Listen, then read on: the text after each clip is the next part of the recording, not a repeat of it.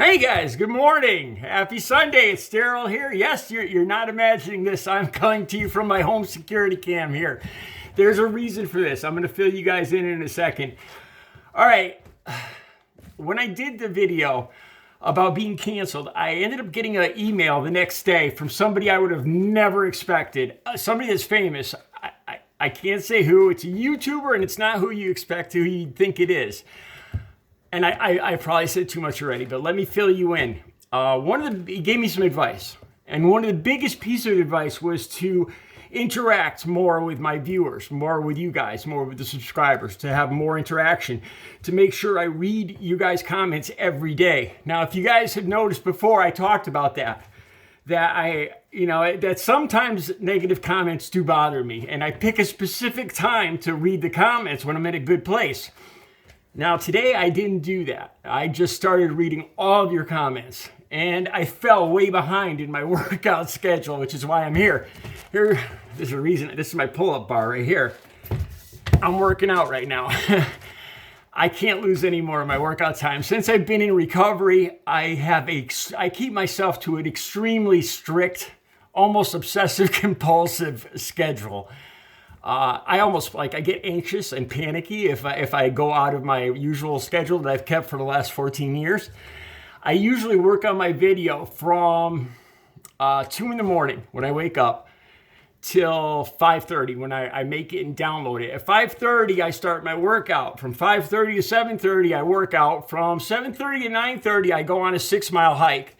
And then usually, weather permitting, from 9:30 to 10:30, I go on a 10-mile bike ride. I've been doing this every day now for 14 years, every day. Christmas, every day.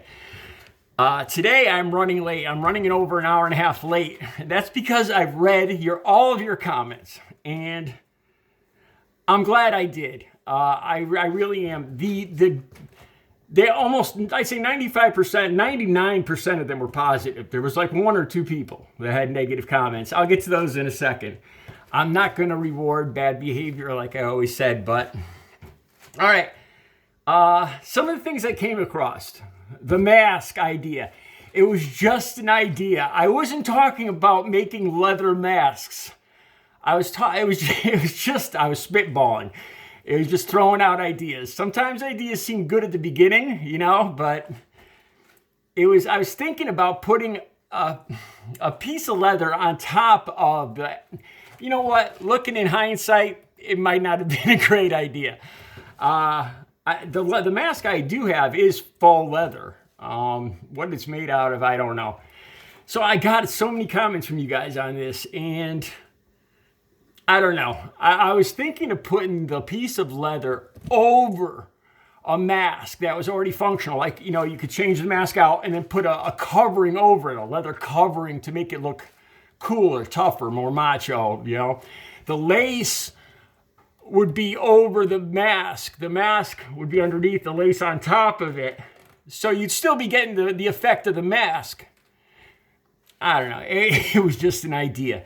The printing the names, the business names on the masks, that I still think that's a good idea. I love you guys' feedback. I think I'm going to do more of that in the future.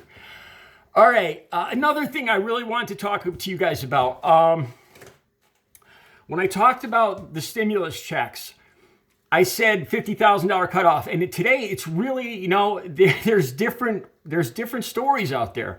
It's looking more like 75,000. It might be the cutoff now, 75,000 and 150,000, I think. And I've kind of changed my mind. Like I said, I am the opposite of Donald Trump. I am was it antithesis, I believe. I changed my mind, man. What I continually learn, and I read a comment from AOC yesterday, and she gave some good reasoning as to a $75,000 cutoff, saying that,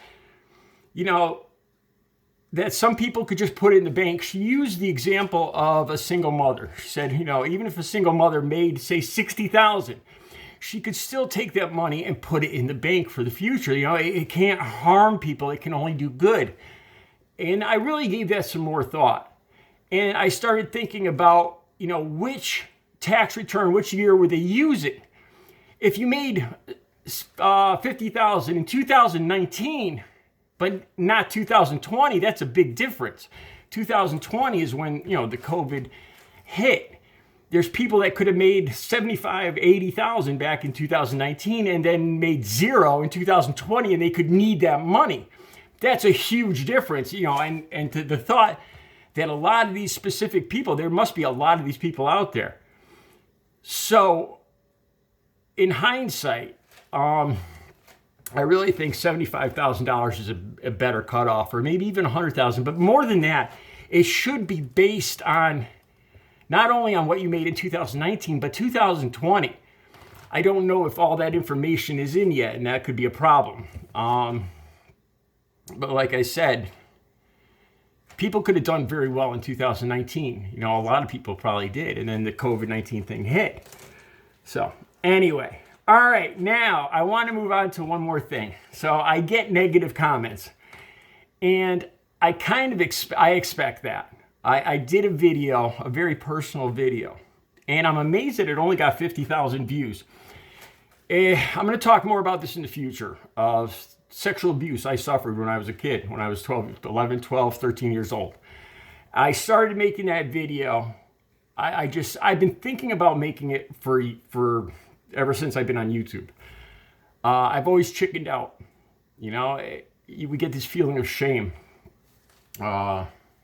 I'll get more into that in the video.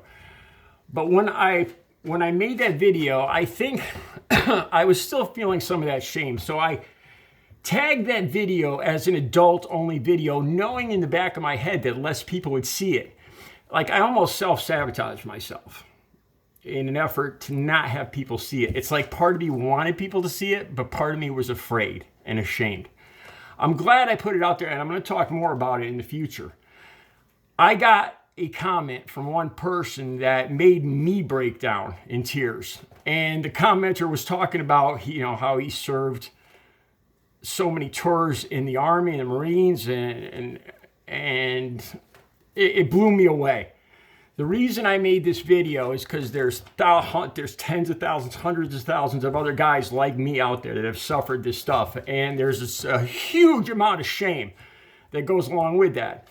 And it's taken me 55 years, it happened 45 years ago. It's taken me 45 years to realize that this wasn't my fault, that this was something done to me.